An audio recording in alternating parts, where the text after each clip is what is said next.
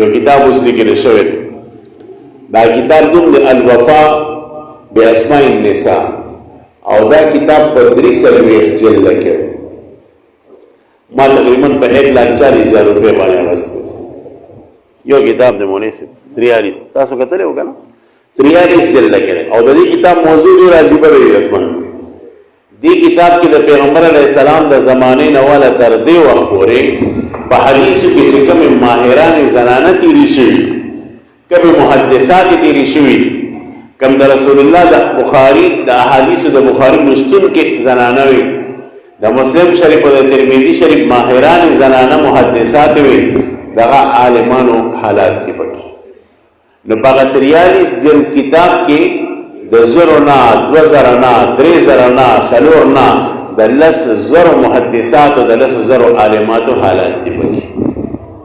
او کتاب ورغلي دي چې زما د خپل وس موافق دونه استقصا وکړه، دونه زرانه مراجمه کړې، کو چې ما نورم کوشش کړو کې دي چې د دې ډبل تعداد ورسي.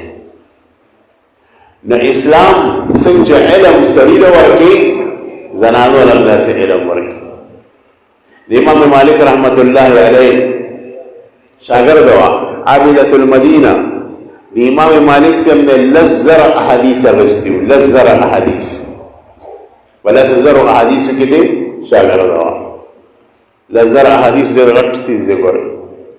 امام شافعی رحم الله او استادانو کې یو استاد د سیدہ نفیسہ د اهل بیت ډیر لوی زنانه وا.